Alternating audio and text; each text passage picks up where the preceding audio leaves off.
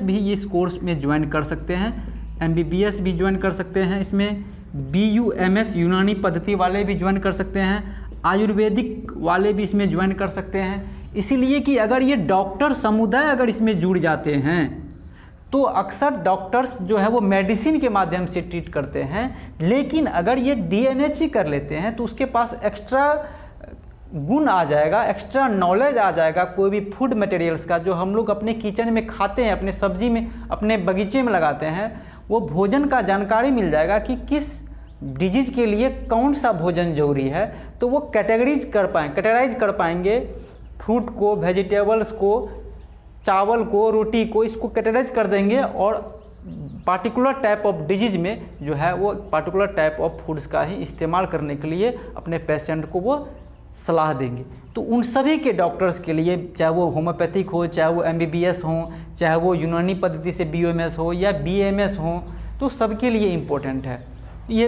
बहुत ही ज़्यादा इम्पोर्टेंट है और हमको लगता है कि डॉक्टर्स को भी ये कोर्स करने चाहिए, जो आने वाले समय में इस पर बहुत ज़्यादा देखने को मिलेगा कि इसमें बहुत ज़्यादा डॉक्टर्स इसमें एडमिशन लेंगे, निश्चित तौर पे लेंगे।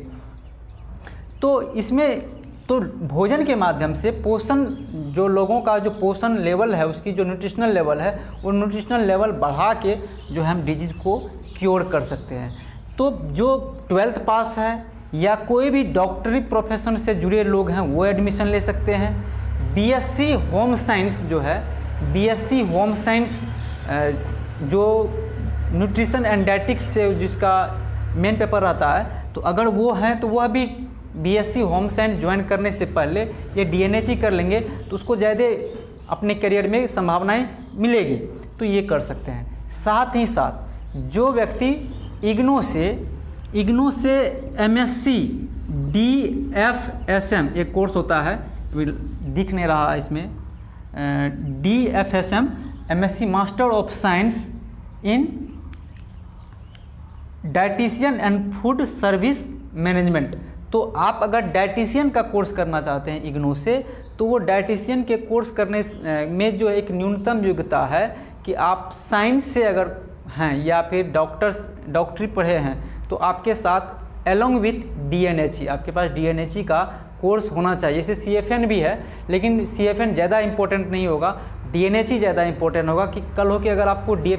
ये MSc DFSM करने का मन नहीं होगा तो आप क्विट कर सकते हैं, DNH से ही आपका काम चल जाएगा, क्योंकि वहाँ पे आप लोगों को भोजन के बारे में बताते हैं। हम उदाहरण देते हैं थोड़ा सा कि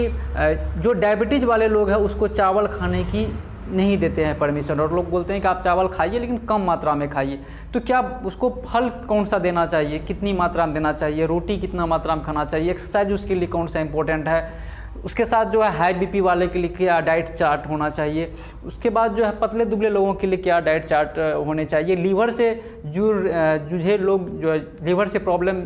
के जो फेस कर रहे हैं उनके लिए क्या होना चाहिए, स्किन प्रॉब्लम से रिलेटेड जो डिजीज उसके लिए क्या डाइट होने चाहिए। तो ये जो ओवरऑल जो बॉडी के लिए जो भोजन से जुड़ी जानकारी हैं, और निश्चित तौर पे भोजन हमारा औषधि है, आप उसे औषधि के तौर पर लीजिएगा तो वो निश्चित तौर पर बेनिफिट करता है। तो निश्चित तौर पर ये DNH का जो इलाबोरेट हमने इस वीडियो में किया है, तो सभी के लिए, आप सभी स्टूडेंट्स जो समाज में एज ए पोषण विशेषज्ञ न्यूट्रिशनिस्ट के तौर पे काम करना चाहते हैं, जिम में आप एज ए न्यूट्रिशनिस्ट काम करना चाह रहे हैं, योगा सेंटर पे आप काम करना चाह रहे हैं, आप अपने समाज में कोई स्वास्थ्य